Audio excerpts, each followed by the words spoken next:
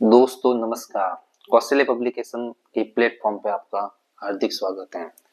कौशल्य पब्लिकेशन लेके आया है राजस्थान लोक सेवा आयोग द्वारा आयोजित आरएस प्री परीक्षा, जो 1992 से लेके 2023 तक के जितनी भी आरएस प्री परीक्षा हुई है उससे संबंधित व्याख्या सहित प्रश्न। इसमें हम पार्ट फर्स्ट में राजस्थान सामान्य ज्ञान से संबंधित प्रश्नों का अध्ययन करेंगे। इसका मतलब यह है कि 1992 से लेके 2023 तक जितनी भी राजस्थान सामान्य ज्ञान के प्रश्न आरएस प्री परीक्षा में पूछे गए हैं उनका हम व्याख्या सहित अध्ययन करेंगे। तो इसकी आज हम पहली क्लास शुरू करने जा रहे हैं, जिसमें आरएस एग्जाम 2023 जो भी हाल ही में 1 अक्टूबर 2023 को आयोजित करवाया गया था, उसके 20 क्वेश्चंस का हम व्याख्या सहित अध्ययन करेंगे। एक क्लास में हम अधिकतम 20 प्रश्नों का ही अध्ययन करेंगे और 20-20-20 करते हुए ये क्लास आगे बढ़ती रहेगी। तो शुरू करते हैं आज का पहला प्रश्न। आज का पहला प्रश्न है कि निम्न में से कौन से जिलों का समूह प्राप्त मानसूनी वर्षा की मात्रा के अनुसार अवरोही क्रम, शब्दों का ध्यान रखें थोड़ा, अवरोही क्रम में सही ढंग से व्यवस्थित है। तो पहला आंसर है, पहला ऑप्शन है धौलपुर, राजसमंद, जालोर। दूसरा ऑप्शन है भीलवाड़ा, बारा, सीकर। तीसरा ऑप्शन है राजसमंद, जालोर, धौलपुर। चौथा ऑप्शन है पाली, जयपुर, भरतपुर। तो कहने का मतलब ये है कि इन ऑप्शंस के हिसाब से सर्वाधिक वर्षा, उसके बाद कम वर्षा, उसके बाद कम वर्षा कहाँ होती है। तो इसका सही आंसर होगा ऑप्शन फर्स्ट, जिसमें धौलपुर में सर्वाधिक वर्षा, उसके बाद राजसमंद में और उससे बाद जालोर में वर्षा होती है। तो इसका व्याख्या अध्ययन करेंगे। सबसे ज्यादा मानसूनी वर्षा धौलपुर में, उसके बाद राजसमंद और ये जालोर। ये जो 3 जिले बताए जा रहे हैं ये इस प्रश्न के हिसाब से बताए जा रहे हैं कि जो इस प्रश्न में दिए गए ऑप्शंस में उस हिसाब से ये 3 जिले धौलपुर, राजसमंद और जालोर प्राप्त होती है। राजस्थान को मानसून प्रवेश के साथ दक्षिण पूर्वी जिलों में ज्यादा वर्षा होती है, ये इंपॉर्टेंट है। सर्वाधिक जो वर्षा होती है वो राज्य में वो दक्षिणी पूर्वी जिलों में होती है, सबसे ज्यादा 80 सेंटीमीटर से 110 सेंटीमीटर। एक बार ये प्रश्न पूछा गया है कि सर्वाधिक वर्षा राज्य के कौन से भाग में होती है, तो दक्षिण पूर्वी में, और सेंटीमीटर में पूछा गया था कितनी सेंटीमीटर होती है, तो वो 80 से 110 सेंटीमीटर। और ये जैसे जैसे हम पश्चिम उत्तर पश्चिम की तरफ जाते हैं वैसे वैसे वर्षा में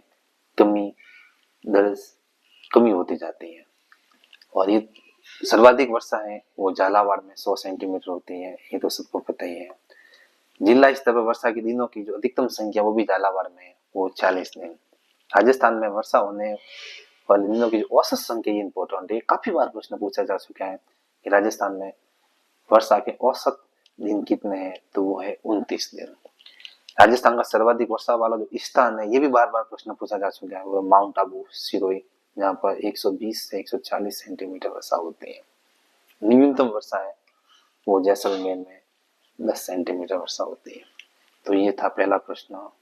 अगला प्रश्न है निम्नलिखित में से किन 3 नदियों के संगम को त्रिवेणी संगम कहा जाता है। त्रिवेणी संगम का मतलब होता है जहां 3 नदियां मिलकर जिस स्थान का निर्माण होता है उसको त्रिवेणी संगम कहते हैं। तो त्रिवेणी संगम वाली कौन सी नदियों का समूह है? बनास, मैनाल, बेछड़, पहला ऑप्शन। दूसरा गंभीरी, मानसी, दून, दूसरा ऑप्शन। तीसरा कोठारी, खोरी, बेड़च। चौथा ऑप्शन सोम, आहू और बाड़ी। तो इसका पहला ऑप्शन सही होगा बनास, मैनाल और बेड़च।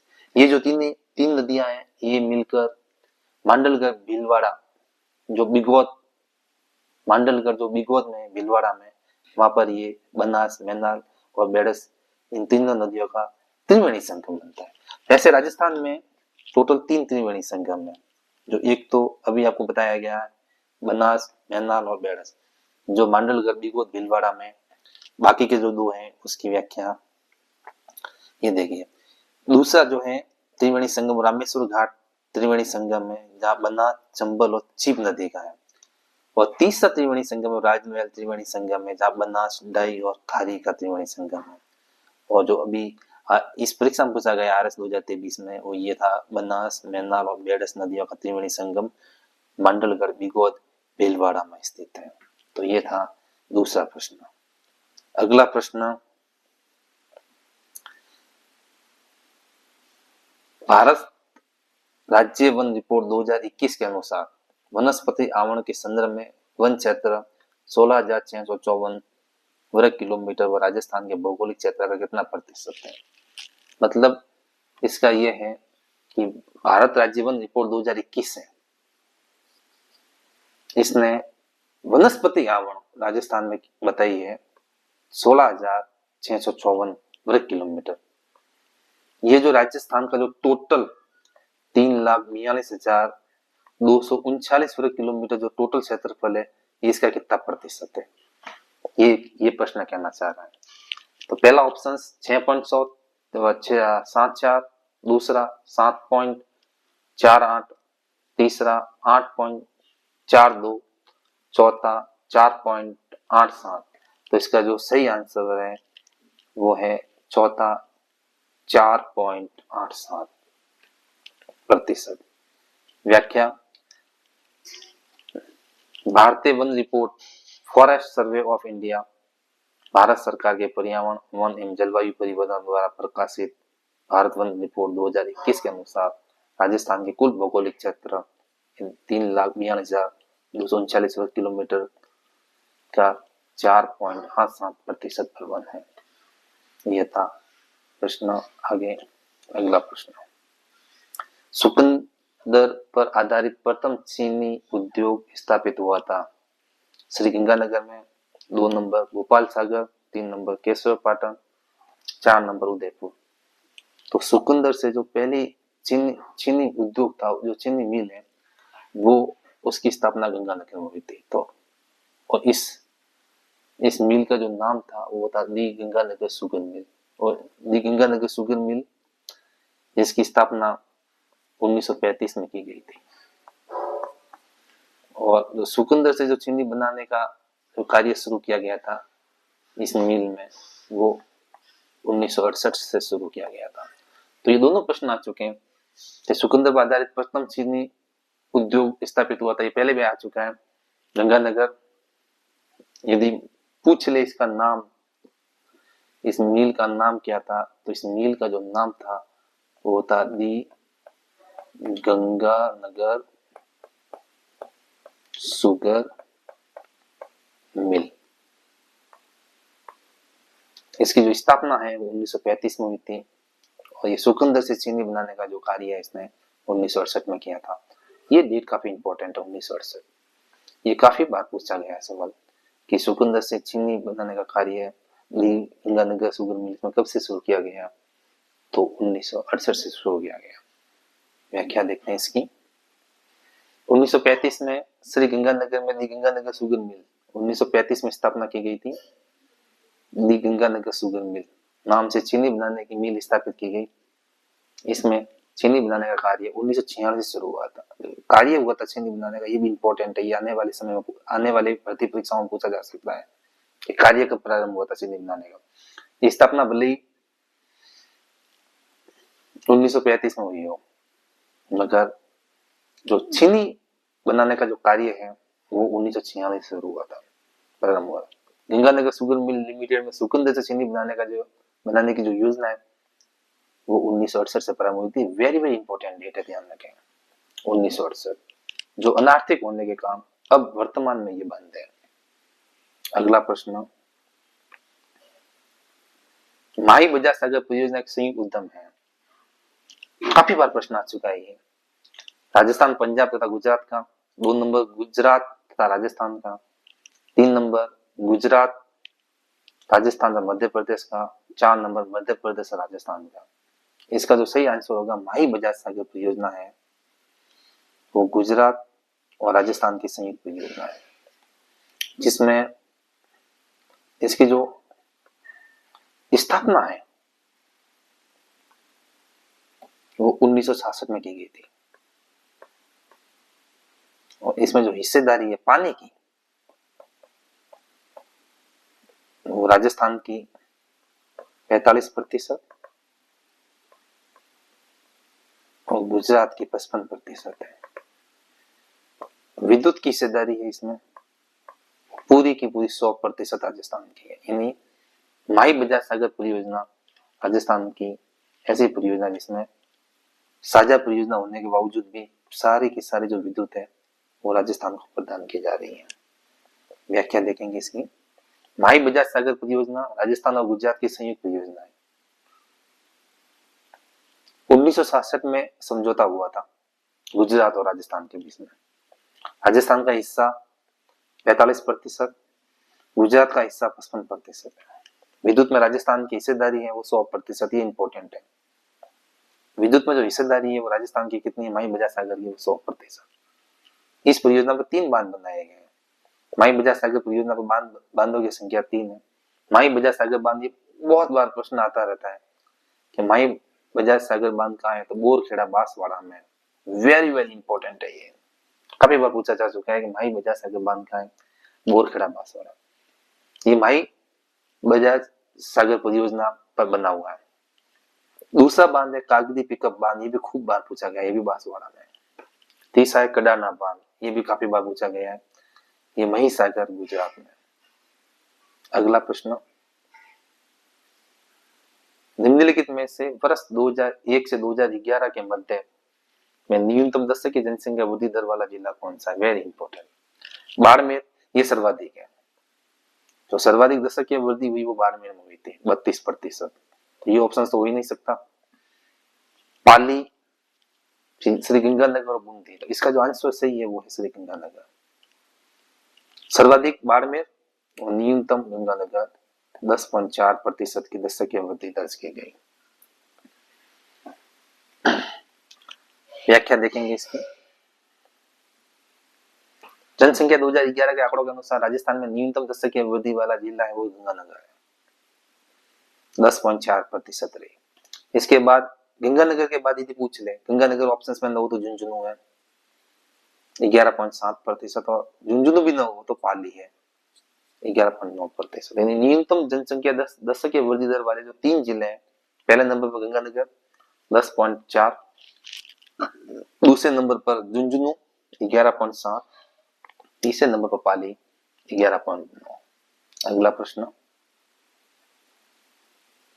राजस्थान में कालाखूटा, लीलवानी, नारदिया, तिम्मा मोरी किस खनिज के उत्पादक क्षेत्र हैं? काफी इंपॉर्टेंट प्रश्न है, काफी बार पूछा गया है ये कालाखूटा। कालाखूटा किससे संबंधित है? कालाखूटा और ये लीलवानी, ये तो काफी बार पूछा जा चुका है। नारदिया, तिम्मा मोरी, ये जो है किस खनिज से संबंधित है? मैग्नीज, टंगस्टन, तांबा या लोह एसिड? इसका जो सही आंसर होगा वो है मैग्नीज। ये मैग्नीज से संबंधित है, और सर्वाधिक जो राजस्थान में जो मैग्नीज का उत्पादन होता है वो बांसवाड़ा में होता है। बांसवाड़ा। व्याख्या देखेंगे इसकी। राजस्थान में कालाखूटा, दोबारा देख लें, कालाखूटा, लीलवानी, नारदिया, तिम्मा मोरी के साथ इसके अलावा जो मैग्नीज के हैं वो कलिंजरा, मैग्नीज से संबंधित है, सज्जनगढ़ मैग्नीज, कुशलगढ़ मैग्नीज के उत्पादक क्षेत्र है। राजस्थान में मैग्नीज का जो सर्वाधिक उत्पादन होता है वो बांसवाड़ा में होता है। मैग्नीज बहुउपयोगी है और कर मुख्यतः इसका उपयोग लोह इस्पात उद्योग में इस्पात को कठोर बनाने के लिए किया जाता है। ये कुछ खास इंपॉर्टेंट नहीं है, जगहों का ध्यान रखें, जगह इंपॉर्टेंट है। अगला प्रश्न, कालीसिंध सुपर ताप बिजली स्टेशन अवस्थित है बारा, झालावाड़, डूंगरपुर, बांसवाड़ा? कालीसिंध सुपर ताप बिजली स्टेशन ये है झालावाड़ में स्थित, और इसकी जो विद्युत क्षमता है, विद्युत उत्पादन क्षमता है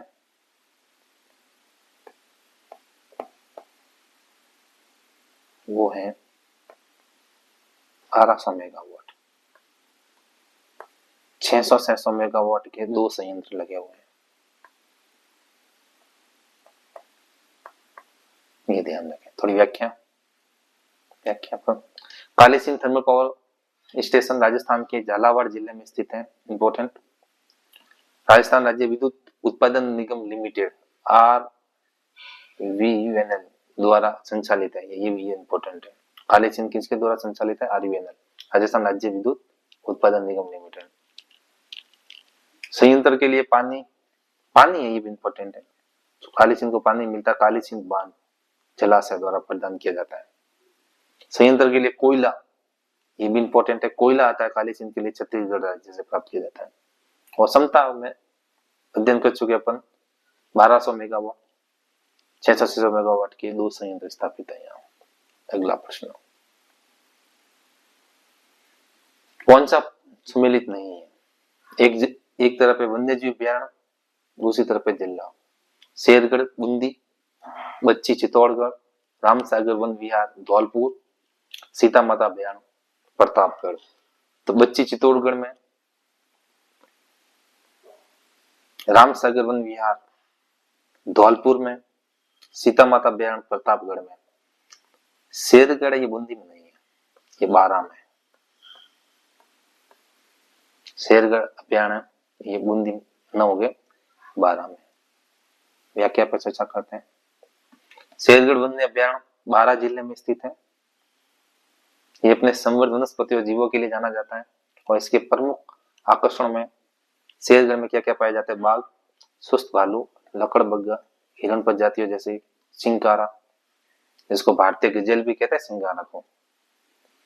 आने वाले समय में शायद ये प्रश्न बन सकता है, ध्यान रखें, इंपॉर्टेंट है। भारतीय गजेल, सिंकारा को भारतीय गजेल भी कहा जाता है। सांबर, चीतल, चीटीदार हिरण,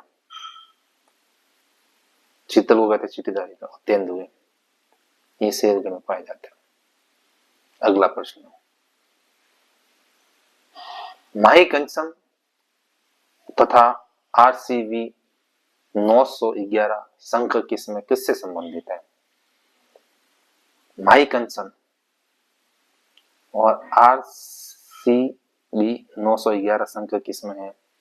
ऑप्शन पहला मक्का तथा जौ, 2 नंबर मक्का तथा चावल, 3 नंबर मक्का तथा बाजरा, 4 नंबर बाजरा तथा मक्का। इसका सही ऑप्शन होगा वो होगा मक्का तथा बाजरा। जो माही कंचन है ये तो मक्के से संबंधित है और RCV 911 है ये बाजरे से संबंधित है। माही कंचन मक्का, माही धवल मक्का, मेघा ये मक्का, ये 3 मक्के की किस्में ध्यान रखें। माही कंचन, माही धवल और मेघा, ये 3 मक्के की किस्में। राजस्थान में जो मक्का उत्पादक जिले हैं वो भीलवाड़ा मक्का उत्पादक इंपॉर्टेंट है, काफी बार पूछ चुका है। मक्का उत्पादक जिले भीलवाड़ा, चित्तौड़गढ़, उदयपुर, बांसवाड़ा, बूंदी। अब RCV 911 ये संख्या, राजा ये भी इंपॉर्टेंट है 171 और RHB 30 ये बाज्य की किस्म है। यानी बाज्य की किस्म कौन कौन सी है?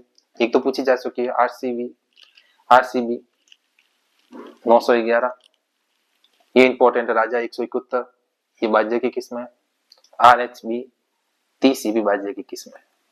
राजस्थान में अब बाजरा सर्वाधिक अलवर, बाड़मेर, जालोर, दौसा, करौली, जयपुर, नागौर, जोधपुर, झुंझुनू, सीकर और चूरू ये बाजरा उत्पादक जिले तो इंपॉर्टेंट है। ऐसा भी प्रश्न पूछ सकता है कौन सा जिला बाजरा से संबंधित नहीं है?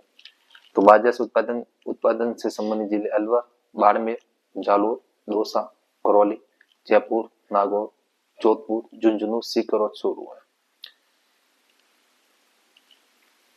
अगला प्रश्न, नकमल जी की हवेली कहाँ स्थित है? बहुत शानदार प्रश्न पूछा गया था। नकमल जी की हवेली, पहला ऑप्शन बाड़मेर, दूसरा बीकानेर, तीसरा जोधपुर, चौथा जैसलमेर। इसका जो आंसर है वो 4 नंबर जैसलमेर में है। ये जो नकमल जी की हवेली है ये 19वीं शताब्दी में बनाई गई थी और 2 भाइयों ने मिलकर बनाई थी। एक तो ये नकमल जी, दूसरा नाम था आती सिंह। इन दोनों भाइयों ने मिलकर यह वैली बनाई गई थी। व्याख्या देख लें। रतमल जी की वैली जैसलमेर में स्थित है, इंपॉर्टेंट है, दोबारा भी बोल सकते हैं। इसका निर्माण 19वीं सदी के अंत में रतमल जी और हाथी सिंह नामक दो भाइयों ने किया था। उन्होंने दो तरफ से हवेली पर काम किया और इसका परिणाम समविभाजित संरचना से एक सुंदर रूप में सामने आया। हवेली का निर्माण जैसलमेर के तत्कालिक महारावल ने करवाया था। दो भाइयों के शिल्प कौशल से प्रभावित थे। हवेली पारंपरिक राजस्थानी शैली में बनाई गई थी और इसे पूरा करने में लगभग 22 साल का समय लगा था रतमल जी के हवेली को पूरा करने में। अगला प्रश्न, निम्न में से कौन सा कथन राजस्थान के मुख्यमंत्री के संबंध में सही नहीं है? अच्छा प्रश्न है, पॉलिटिक्स से संबंधित है। कौन सा कथन मुख्यमंत्री से संबंधित नहीं है? नंबर 1, मोहनलाल सुखाड़िया ने 4 बार मुख्यमंत्री पद की शपथ ली। एकदम सही पर, ये तो एकदम सही है। मोहनलाल सुखाड़िया 4 बार मुख्यमंत्री रहे, 4 बार। 1975 के आपातकाल के समय मुख्यमंत्री हरिदेव जोशी थे, ये भी सही है। जब आपातकाल लगा था 1975 में इंदिरा गांधी के द्वारा, प्रधानमंत्री इंदिरा गांधी के द्वारा, उस समय हरिदेव जोशी मुख्यमंत्री थे, ये भी सही है। बख्तुल्ला खान सबसे कम समय तक के मुख्यमंत्री रहे, ये गलत है। 4 नंबर, CH वेंकटाचारी निर्वाचित मुख्यमंत्री नहीं थे, ये भी सही है। वेंकटाचार्य ये निर्वाचित मुख्यमंत्री नहीं थे। सबसे कम जो मुख्यमंत्री का जो कार्यकाल रहा है वो रहा है हीरालाल देवपुरा। हीरालाल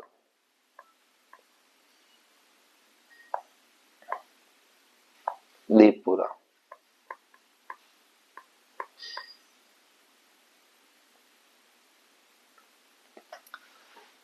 ये रहे 23 फरवरी से 10 मार्च 1985, अर्थात 16 दिन, मात्र 16 दिन तक के मुख्यमंत्री थे हीरालाल देवपुरा, न कि बख्तुल्ला खान। हाँ, बख्तुल्ला खान पहले अल्पसंख्यक मुख्यमंत्री थे, यानी पहले मुस्लिम मुख्यमंत्री थे वो बख्तुल्ला खान थे, और एकमात्र थे। राजस्थान में बख्तुल्ला खान के अलावा कोई मुस्लिम मुख्यमंत्री नहीं बना आज तक। हीरालाल देवपुरा सबसे कम समय की अवधि, मात्र 16 दिन के लिए राज्य में के मुख्यमंत्री बने थे, 23 फरवरी 1985 से 10 मार्च 1985। मोहनलाल सुखाड़िया 4 बार निर्वाचित मुख्यमंत्री हुए।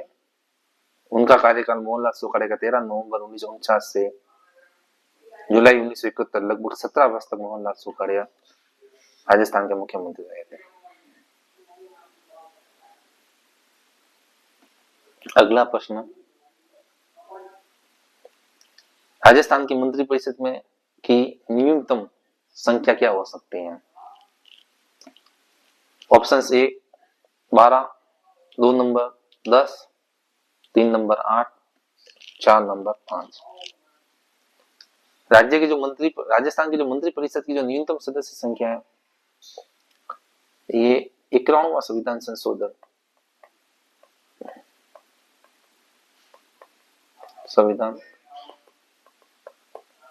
संशोधन ये 2003 में किया गया था, इसमें निश्चित की गई थी सभी राज्यों की।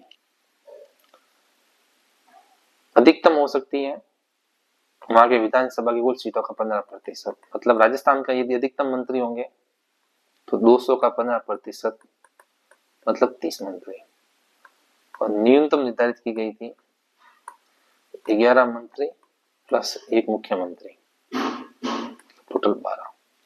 तो वापिस प्रश्नों को पढ़े, राजस्थान की मंत्रिपरिषद की न्यूनतम सदस्य संख्या क्या हो सकती है? तो ऑप्शन ए 12, 11 मंत्री और 1 मुख्यमंत्री। व्याख्या देखें। 51वां संविधान संशोधन, वेरी इंपॉर्टेंट, काफी बार पूछा जा चुका है। 2003 के अनुसार मुख्यमंत्री सहित ध्यान रखें, सहित किसी राज्य में मंत्रियों की कुल संख्या उस राज्य की विधानसभा की कुल संख्या के 15% से अधिक नहीं होगी, 15% ज्यादा नहीं होगी। राजस्थान में मंत्रियों की अधिकतम संख्या 30 हो सकती है, जो 200 का 15% है, बशर्ते किसी राज्य के मुख्यमंत्री सहित मंत्रियों की न्यूनतम संख्या है वो 12 से कम ना हो। अतः राजस्थान में भी मंत्री परिषद की न्यूनतम संख्या होगी वो 12 होगी, जिसमें एक मुख्यमंत्री और 11 मंत्री हो सकते हैं। अगला प्रश्न, 2022 के राष्ट्रपति के निर्वाचन में राजस्थान विधानसभा के प्रत्येक सदस्य का मत मूल्य कितना था? ए नंबर 149, 2 नंबर 132, 3 नंबर 129, 4 नंबर 116। तो इसका आंसर होगा वो 129, 3 नंबर।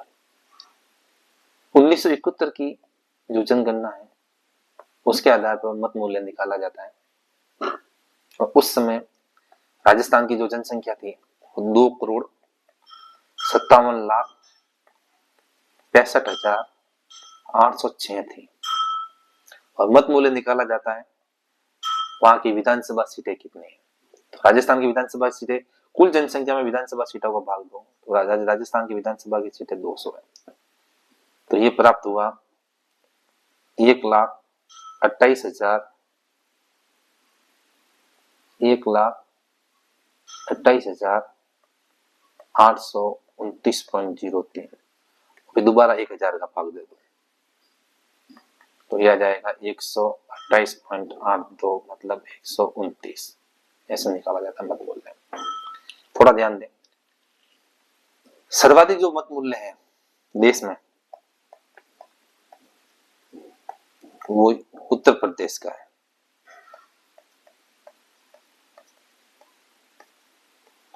क्योंकि उत्तर प्रदेश में विधानसभा की 304 सीट है, और जनसंख्या की दृष्टि से भी उत्तर प्रदेश सबसे बड़ा राज्य है। तो उत्तर प्रदेश का जो मत मूल्य है वो 208 है। उत्तर प्रदेश के बाद फिर तमिलनाडु व झारखंड, तमिलनाडु झारखंड, इसके विधायकों का मत मूल्य 176। सबसे कम मत मूल्य न्यूनतम वो सिक्किम का है। यदि संसद में पूछ ले कि संसद के सदस्यों का मत मूल्य कितना है, संसद के सदस्यों का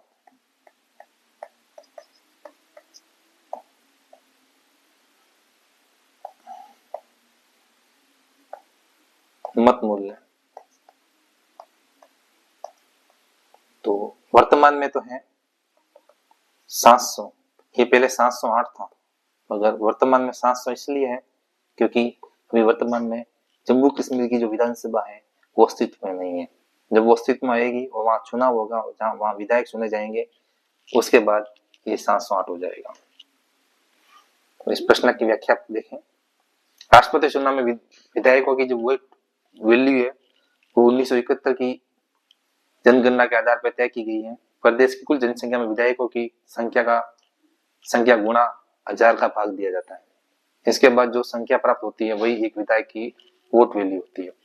1971 में राजस्थान की जो जनसंख्या थी वो थी 2,57,65,806। इसमें विधायकों की कुल संख्या 200 का भाग देने पर 1,28,829.03 संख्या प्राप्त होती है। इसमें फिर 1000 से भाग देने पर 128.82 आती है। इस तरह राजस्थान के विधायक के वोट की वैल्यू है 129 तय की गई। इंपॉर्टेंट है, थोड़ा ध्यान रखें। जनसंख्या पूछ सकता है कि 1971 की जनगणना के आधार पर राजस्थान की कितनी जनसंख्या को मानकर मत मूल्य निकाला जाता है एक विधायक का, तो वो 2,57,65,806 है। ये कभी प्रश्न नहीं बन सकता है। आज के टाइम में कैसे भी प्रश्न बन रहे हैं, तो भी क्यों न बने।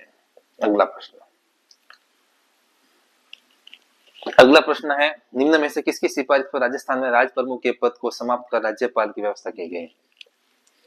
राज्य विधानसभा 1 नंबर, 2 नंबर संविधान सभा, 3 नंबर राज्य पुनर्गठन आयोग, 4 नंबर राज्य प्रशासनिक सुधार आयोग। इसका आंसर होगा 3 नंबर राज्य 3 नंबर राज्य पुनर्गठन आयोग।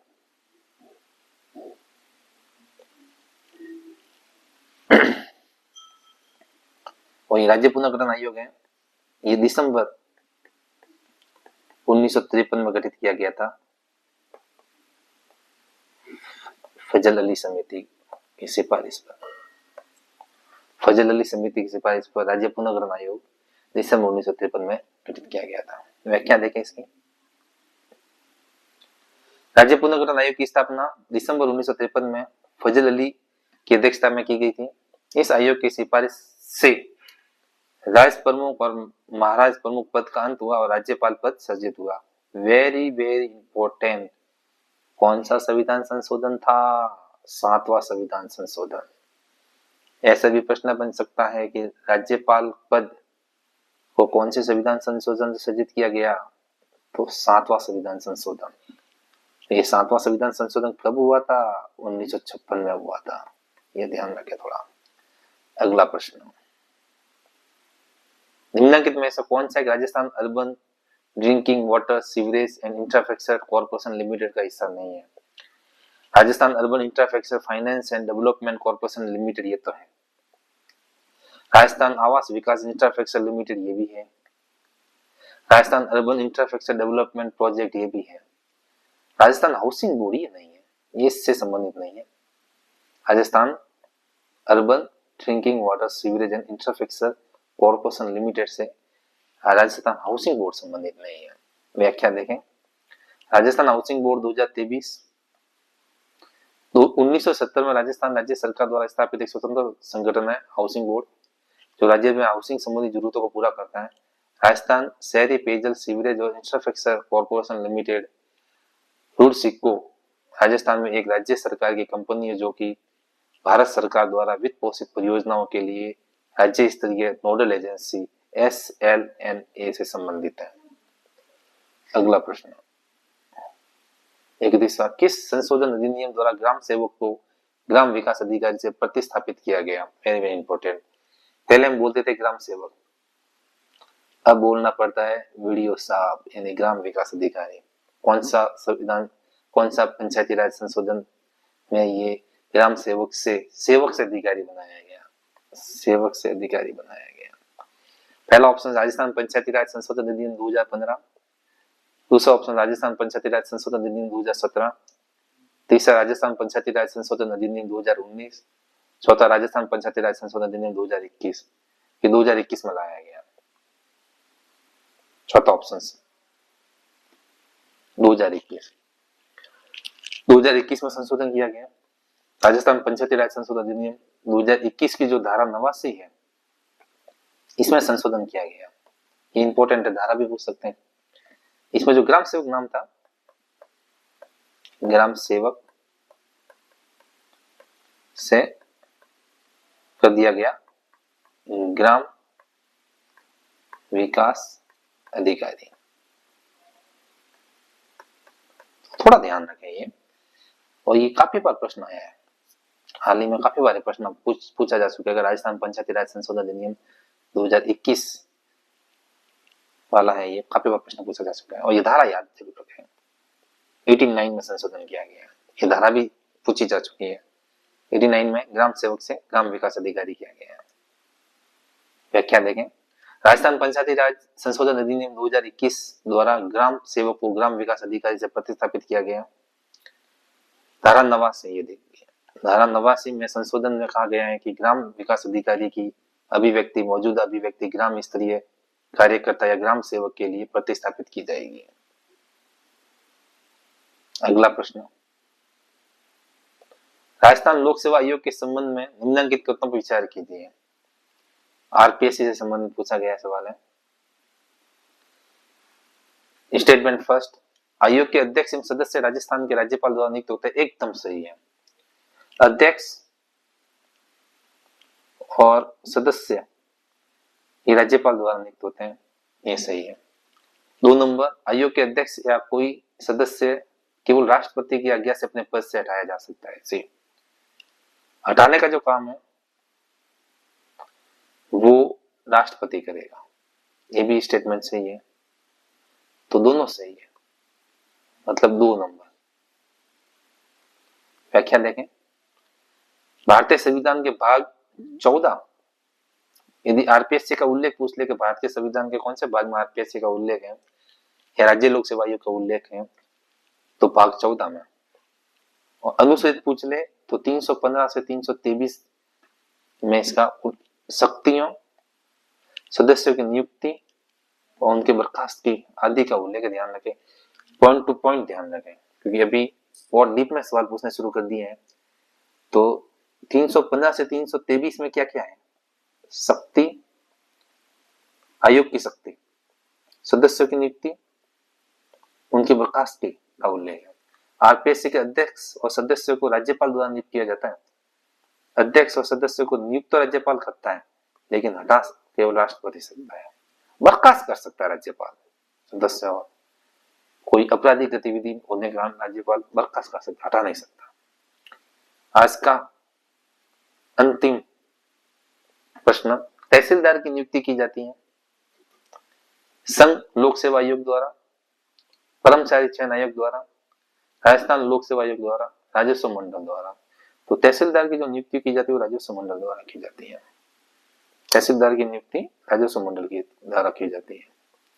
तो ये थे आरएस 2023 के शुरू के 20 प्रश्न। उम्मीद करते हैं कि आपको ये क्लास बहुत अच्छी लगी होगी। अगली क्लास जल्दी लेके आएंगे। यदि क्लास अच्छी लगी हो तो लाइक एंड शेयर जरूर करें और चैनल को सब्सक्राइब करें।